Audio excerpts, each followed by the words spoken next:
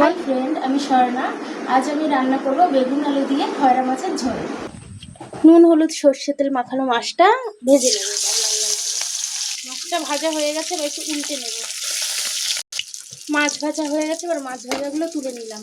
নুন হলুদ মাখানো বেগুন আর আলুটা ভালো করে লাল লাল করে ভেজে তুলে নিতে হবে। আলু আর বেগুনটা ভেজে তুলে নিলাম। এবারে শুকনো লঙ্কা, তেজপাতা, জিরাটা দিয়ে দিলাম। জিরাটা দিয়ে পেঁয়াজ কুচি দিয়ে দিলাম। ভাজা হয়ে গেলে এবার আদা রসুন বাটাটা দিয়ে দিলাম। হলুদ, নুন আর লঙ্কার গুঁড়িটা দিয়ে দেবো। এবারে ভেজে রাখা আলু আর বেগুনটা দিয়ে দেবো। হালকা একটু নাড়াচাড়া করে নিয়ে সর্ষে, কাঁচা লঙ্কার জিরে বাটাটা দিয়ে দেবো। এবার আবার একটু নাড়াচাড়া করে এবার পরিমাণ মতো জল দিয়ে দেবো। তরকারিটা ফুটে গেছে, সেই পর্যায়ে এখন এই ভাজা মাছটা দিয়ে দিলাম। মাছটা দিয়ে একটু ভালো করে ফুটিয়ে নিতে হবে। মাছের ঝোল প্রায় হয়ে এসছে, এখন ধনেপাতা কুচিটা দিয়ে দিলাম।